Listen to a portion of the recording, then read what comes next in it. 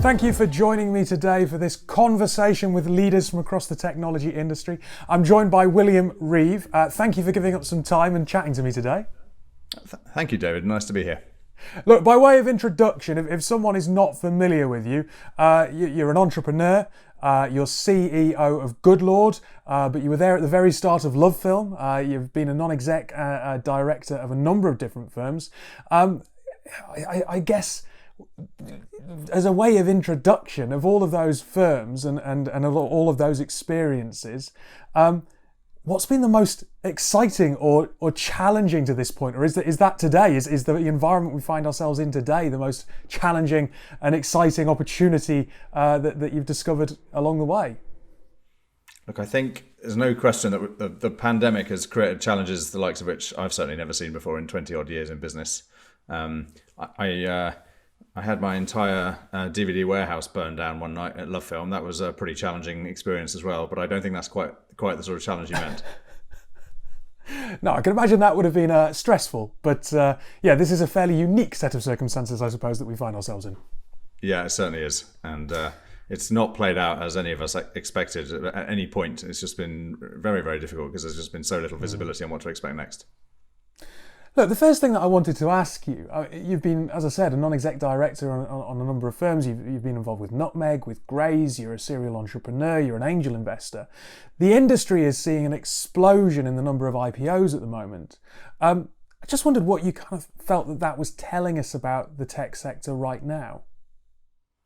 Look, I think the tech sector has actually done pretty well out of the whole pandemic and lockdown. Obviously it's not happy about it, but at the same time, what that's done in many ways is just accelerate digitization of the economy and business and ways of working. And so a lot of tech businesses have really benefited. And I think that they're seeing that reflected with good valuations by investors, a lot of investor interest in them. And for some time, there haven't been too many businesses going public, but I think they're seeing their moment right now. And when you look at the valuations of the stock market's giving some tech businesses, it's leaving people thinking their time is now. When you talk about investor interest, where is that interest falling? Because if we think about it, there seems to be, from the investment community, safe bets to go for. Fintech organisations or health tech organisations would appear to be a fairly good bet at the minute, as would edtech. Or is that quite a naive view? No, I think that's a fair view. But I think that the stuff that we look at Goodlord is really helping companies automate their processes and workflows. So things like DocuSign, for example, quite a well-known business that's had had a real ramp up in its share price because it's effectively helping turn paper-based physical processes on digital, which is very similar to what Goodlord is trying to do, for example. And any business that's helping companies thrive in this sort of remote working from home environment is something that has a good story to tell investors. How are you finding? Look, obviously we've mentioned Goodlord at the top of the show, and as CEO of Goodlord, we should probably just give you 30 seconds to explain who they are and what Goodlord is doing. Yeah, so Goodlord is a software platform for letting agents, and it helps automate the kind of back-end process of getting a tenant and landlord all set up so the tenant's ready to move into their flat. So it helps do the payments, the processing, the compliance, the documents, e-signing, ID checking, etc. And it's a tool that the agents use just to simplify their process, make sure they stay compliant. And it helps the tenants with a slick digital journey they can do on their mobile phone and do everything they need to get ready to move into a new home. Which is kind of ideally suited to this environment, even though it was conceived before this situation where we now found ourselves unable to go and do things in person. It's certainly fair to say the business plan never mentioned global lockdown. And look, it's kind of like, I don't want to make a trite point of it, but in terms of diversification of businesses, a lot of organisations are beginning to have to explore different modes of working, and obviously Goodlord was in a great space to capitalise on some of the opportunities of the pandemic. But how do you see organisations adapting? Are they doing that? Do you think a lot of organisations are doing it in a good, healthy way, or is there perhaps a kind of a sudden panic and rollout of technology, but that perhaps might lead to some legacy down the line that might be harder to unpick? Look, I think for quite a lot of the businesses, certainly the ones in the tech space, I think working from home is not a totally alien concept. And you'd already have had probably quite a few people, for example, maybe software developers, who actually would have been very, very capable of working from home. But I think having the organisation as a whole do it is technically often manageable. Certainly, for example, at Goodlord, it sort of very much came kind of with our territory of turning processes digital. But culturally, it's much harder. And I think there's a real fatigue that sets in from being at home the whole time. You haven't got the same social contact. You haven't got the same ability to bounce ideas around in sort of informal settings in the office. So you can schedule as many Zoom meetings as you like, but it doesn't quite give you the same benefits of the unscheduled sort of happenstance that you get out of a well-designed office. Now, according to the Harvey Nash Group CIO survey, 6 in 10 in technology, I'll just make sure I get this stat right, I don't want to screw it up, but I think it's 6 in 10 in technology don't have a long-term view for the direction of the sector or of their business. How are you coping with that uncertainty, first of all, at Goodlord? I mean, do you fall into that 6 in 10, or do you think that you've got a slightly longer view? I think it depends a bit what long-term means. I mean, I think in the tech sector, we tend to define long-term as 2 years or 1 year, rather than some other businesses which probably take a more 5 or 10 year view. Certainly, I don't know any tech business that takes a 10-year view, really. But we certainly have a pretty clear kind of 2-3 year plan.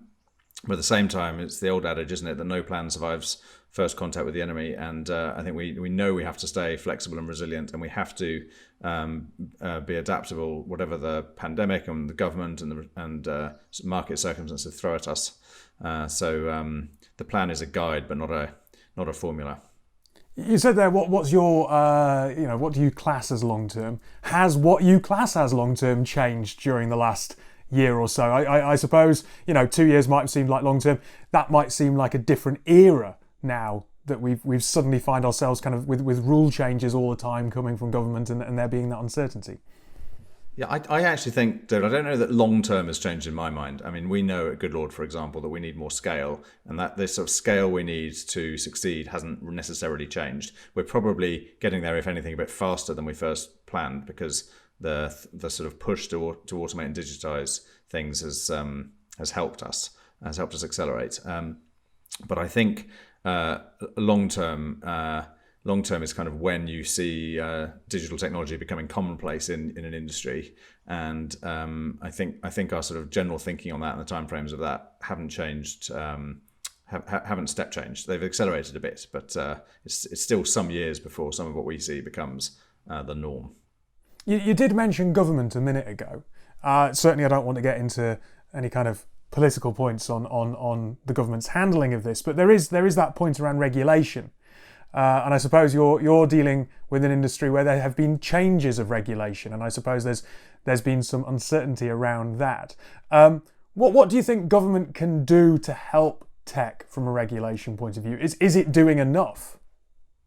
Well, actually, so in the sector Goodlord's operating in, which is the residential letting sector, there's been a steady drumbeat of regulation coming for the last few years, and some of that stuff does feel like just an additional burden to bear when you're trying to cope with the pandemic and lockdown and new working arrangements, but it is continuing. And then on top of that, there's been additional changes that were pandemic driven, like, for example, the courts have had to were temporarily closed, and they've had to rework or redesign their working practices around digital technologies. And the government's brought in short-term changes around evictions, the eviction process, for example. So as well as the steady drumbeat, which hasn't let up, there's been additional stuff that we've all had to get on top of, and the kind of wider regulation of the technology sector are not so much the kind of daily agenda so much as the stuff specific to the industry we're in, the lettings industry. You talk about scaling a business, and that's always something that a founder is keen to do. And you've obviously, as we've mentioned, have seen a number of businesses. LOVEFiLM, Gray's scaled very successfully. Nutmeg have done very, very well. Do you think how you scale a business has changed in the last year? In a way, I kind of wonder whether or not it's become simpler because the office and that dynamic has kind of been taken away? I certainly think back over the last 20 years, the scaling challenges have become very different. And, just things like being able to host your services in the cloud rather than having to have co-location centers and figure out how many servers you need to buy and worry about your traffic load exceeding the number of servers you've got capacity for. All that has become a problem of the past. So that's made scaling simpler. But I think in the last year or two, it's really just bound up in the questions of culture and how do you work remotely, how do you work as productively, how are you becoming as aware of issues or of your people struggling or your people not being trained properly. Have you got the visibility that you normally have from kind of being able to walk around the office or kind of get somebody kind of grabbing you at the coffee machine and asking for some advice on something. Data is at the heart of our industry, and there's an industry-wide push at the minute to create greater customer centricity. How much data do you really need to put the customer first? That's an interesting question. I don't think there's any limit to how much data that's available or that you can use productively. The question of the data being needed is a slightly different way of looking at it. I think at the end of the day, under the European EU-UK arrangements, it's all about making sure that customers have got control over what data is shared. They've got the ability to see it, remove it, or correct it. And I think that's the right philosophy. And at the end of the day, if a company's trying to get data they don't really need, that won't last very long because under the GDPR regulations, they're not allowed to use something to gather something that they have no need for.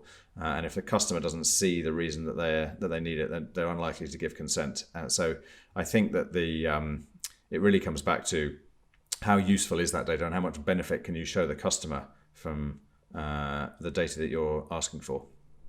But from a point of view of the investment community, I suppose data seems to be, the new currency. We were talking earlier about IPOs and the fact that there's never been potentially never been a better time with regards to organisations going public, and data underpins a lot of that. So I suppose there's that tension for an organisation to want to go out and collect more data to satisfy that desire, right?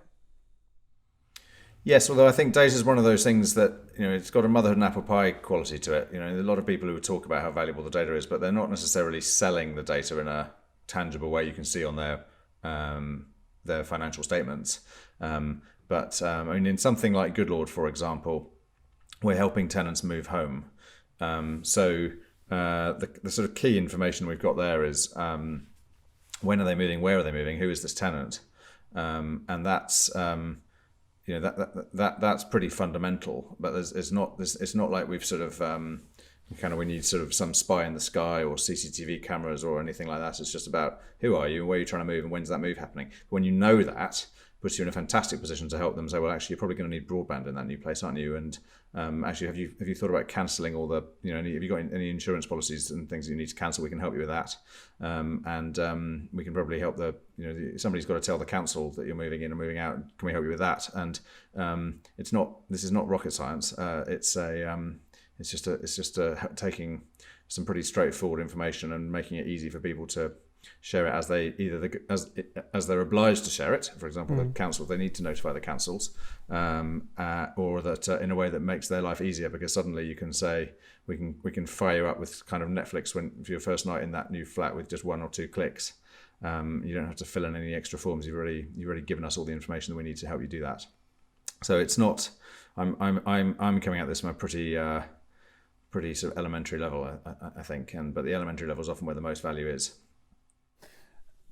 I think in the sector we often get kind of very preoccupied with how much data an organisation is collecting, how large an organisation is. Obviously, with the news in the last couple of days of Jeff Bezos deciding to step down from being CEO of Amazon, and the fact that they made, I think it was 100 billion in the last 3 months of 2020, there's been a lot of talk about how much of a monopoly Amazon have, how much data they collect, how they treat their staff, etc.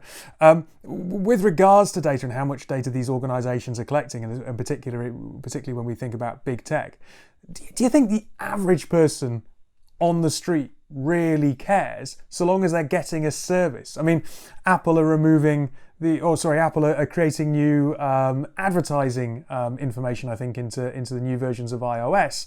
And I read an interesting article where it was kind of the suggestion that there's a lot of free apps out there that people are quite happy to use if they get an advert, but if they were told that they would have to pay £5 for it, they probably wouldn't use it.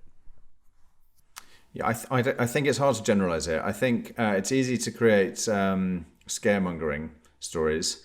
But I think that most people don't really think about this on a daily basis until somebody prods them or scares them about something. Apple's on a fairly well-trodden campaign against the likes of Facebook for what it sees as intrusive privacy practices. But I think Apple's tending to look at that from an American point of view. And actually in Europe, the GDPR framework gives consumers a lot more protection and control over their data than the Americans have. Of course, Apple's efforts to build its own social network failed. So there's if it had built its own successful social network, maybe it would have a slightly different stance on these things. But and you mentioned that with Bezos in the news, Amazon's under attack for this. I haven't seen those stories. I think Amazon is not generally seen as one of the offenders. And having worked quite closely with Amazon before a few years back, I know how seriously they take data security and how respectful they are of the kind of data that they have. So I don't and when I look at my sort of spam emails on my inbox, I don't tend to think of the Amazons of the world as giving me email clutter. I'm much more aware of for example, those Facebook updates saying so and so's updated in your feed, but it doesn't tell me what the update is. It's like that's just that's the stuff that I probably should be turning off, shouldn't I? Perhaps I'm falling foul of lumping big tech all together into one kind of boat there. Because yeah, you're right. I mean, obviously with AWS, it's kind of underpinning their business is that security around data. And you mentioned Netflix a minute ago, kind of organisations the whole world over, big and small, using AWS now. It's kind of the infrastructure for everybody, right? But there does seem to be that scaremongering. You mentioned scaremongering in mainstream media and almost in the industry, and I kind of sometimes wonder whether actually most people are quite oblivious to it and quite happy so long as they're getting a service, especially now when people are remote and they're trying to just stay connected. Yeah, I mean, if you think about, for example, I'm a regular Google user, and I use their maps and directions quite often. Now, at some level, of course, Google knows where I live. Shock horror, Google knows where I live. But the flip side is whenever I'm trying to get directions home, it's kind of 2 clicks. And I don't have to type in where home is every time I do that. So that's a natural use case that's makes it obvious to me why it's kind of helpful that I know where I live. Have I ever felt Google has abused its knowledge of where I live? I've never felt that. Are there customers out there who will scaremonger off, Google knows everything about me, knows where you live, blah, blah, blah. There are. Are there, personally, I obviously have a different tolerance and approach to how I handle my Google relationship than some of those scaremongering people do. But at the end of the day, the European and UK regulations that gives people the control, I think, is reasonable. I'm quite supportive of it, and I think it prevents just total fishing expeditions on the part of technology businesses, and it prevents people, creating some of the kind of nefarious uses without at least some ability for consumers to fight back. You talked about culture earlier on in the interview, and at some point, hopefully not too long, but at some point you're going to reopen your office, I'd imagine, and you'll have a team with very different expectations from those of January 2020. First of all, with regards to those expectations, what skills do you think a leader needs to overcome those challenges successfully? I think certainly the working from home era has created a whole load of challenges for leaders in any business. And I think, having said that, part of how it's worked, even though, of course, working from home was only a really niche sport before the pandemic hit, is because it forced companies to enable it for all of their staff at once. And some of the old perils of kind of having people dialing in for a management meeting or something where you've got 8 people in a room and one person dialing in. That was never very effective. The moment you've got all 9 of them having to be on the same screen, which is actually a great leveling device, it becomes much more practical. So as we start to get back into the office, I think we're just going to have to bear in mind, we've probably at that point got 9 people meetings with, say, 5 people in the office and 3 or 4 people trying to dial in. And it's going to be about really remembering to run meetings in what I think we would call remote first way, and say, actually, you still need to use your screens, you still need to use your headsets, you still need to be dialing in. If you've got, just because you're in the same, half of you in the same place doesn't mean that the meeting you should actually gather around the same table, because the other half of you then get a really bad experience and the meeting is less effective as a result.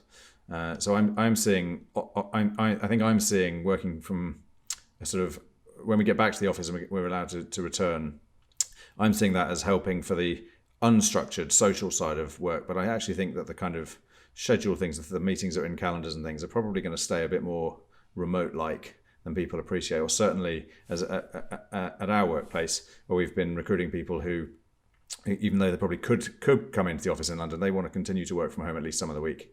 And we've even found some people who probably can't come into the office. They're working all over the place, and we've been happy to bring them into the business. But we're going to have to make sure that we can run the company in a way that doesn't leave them feeling like second-class citizens when half the company's back in the office on any given day. But of course, the other half isn't and doesn't want to be left out on the margins. It's a really interesting point, because obviously this is a conversation I've had over and over with different people about, what do you think it's going to look like? And everyone kind of says, we're going to go to a hybrid model, but no one really fleshes out what a hybrid model means, other than, a bit of time in the office and a bit of time at home. And saying remote first is the first time that I've ever heard someone really articulate what that might look like. And it's fair to say that, yes, we are probably fatigued by the number of Teams and Zoom calls, and they tend to be back to back, and maybe we could do with a bit more of a break between them. But you're right, I mean, there were so many meetings pre-pandemic that were completely ineffective, right? Of course there were, and there still are going to be meetings that are ineffective. I'm afraid that is part of the working life, David. But remote first, I think, is a concept that's not. It's not one that I've invented. If you look it up, you'll find that there are various companies who've been sort of practicing it, and of course it was some of those distributed companies who are really in the vanguard over the last 10 or 20 years who've kind of figured out, I suppose, the ways of working. But we've learned some of the lessons from those companies in trying to make the lockdown arrangements be more productive for us. It's particularly difficult, I think, to bring new people into the business, help them understand the culture, assimilate them into the teams, get them productive, get them familiar with the organisation. And so we've been leaning on some of the materials that the remote first companies have been sharing publicly.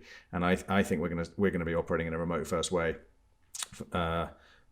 pandemic, vaccine, lockdown or not, because I think it actually, the moment you've got even 10% of your workforce who are not in the office on a given day, you need to be organising the meeting for them, not for the 9 out of 10 who are saying, well, actually, why don't we just huddle around this table?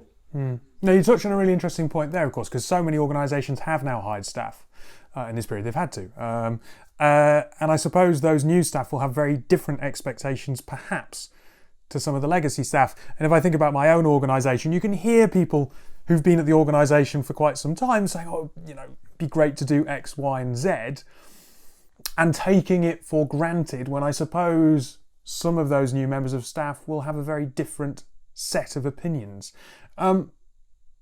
Whilst those organisations that you talk about who've been remote first for some time have worked out a model that works, I suppose this is a first in that we've gone from organisations working in a traditional way to then a remote first way that then might lurch back to a traditional way and have a whole set of challenges, I suppose, around opinion there. I think it will be a challenge, and I think it will be relatively easy to kind of accidentally, if you like, disadvantage the guys who are not in the office for a particular moment or meeting. And I think we just all have to be looking out for those and trying to avoid those pitfalls. And I know that, good Lord, we love our office. We love our office culture. We love the kind of innovation and benefits we get from that. But we also have found actually working from home does work. And I think it's going to be just trying to find the best of both. And I'm not saying we're going to get it right in all respects straight from day one, but I know we're thinking about it and going to be using every trick we can to make it successful. The last topic that I want to touch on is diversity. I mean, it remains a key topic, understandably, of debate in the industry. Progress does seem to lag behind well-meaning words. If I think about some of the research that we've put into the market, Harvey Nash Group over the years, if I think about our technology survey and our CIO surveys, the stats around, for example, just when you look at gender, and diversity is so much more than gender, but when you look at gender, the stats have remained remarkably similar for the best part of 10 years. Do you think the pandemic has helped build more inclusive environments or not?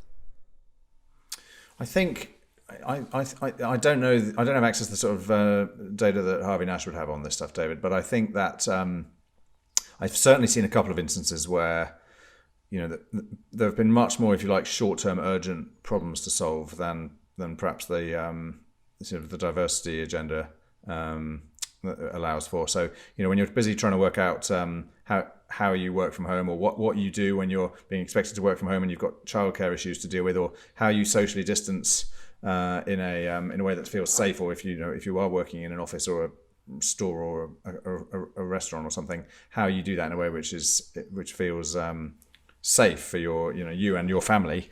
I think that it's relatively easy at that point for that urgent issue you're facing to crowd out the kind of perhaps longer term agendas around diversity and things like that. So I'm aware of diversity, if you like, being crowded out of the priorities by some of the lockdown challenges we've been facing.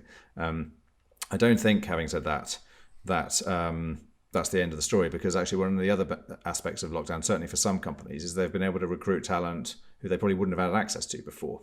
Certainly at Good Lord, we've been able to take applications from people who wouldn't be normally applying for London-based jobs, and we've been able to offer people who probably can only work from home, and so we wouldn't have seen before. We've been able to consider them too and offer them jobs. So that in some ways is creating diversity around different dimensions than we thought about before, but which is helping create a more inclusive workplace for us. And I'm sure we're not the only business like that. So I think diversity comes in many diverse forms, doesn't it? But we, some of them more, if you like, some of the preoccupations that the media has on diversity may not be getting perhaps the attention they would have got without the pandemic. But actually, in other respects, I think diversity is alive and well.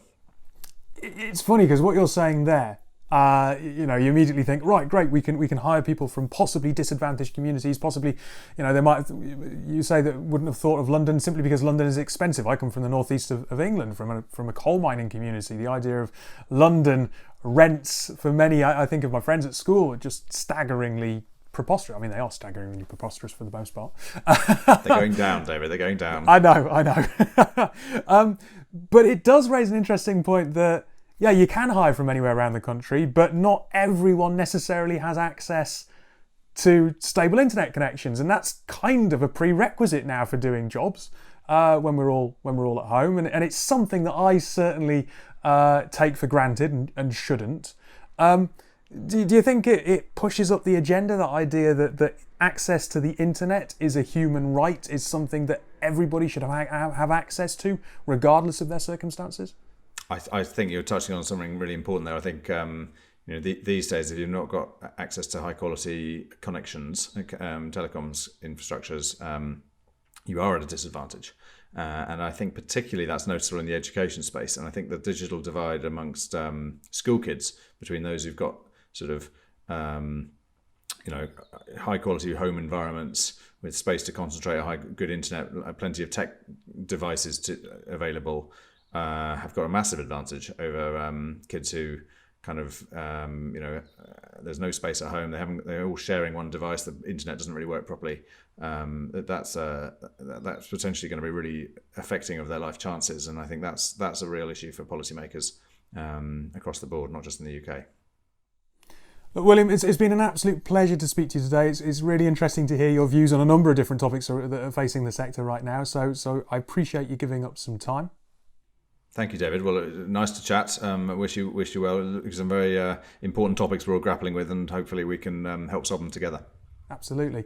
And look, if you've enjoyed this conversation, there are more on our website, so head over to harveynashgroup.com, have a browse. You will find more of these debates, and do enjoy.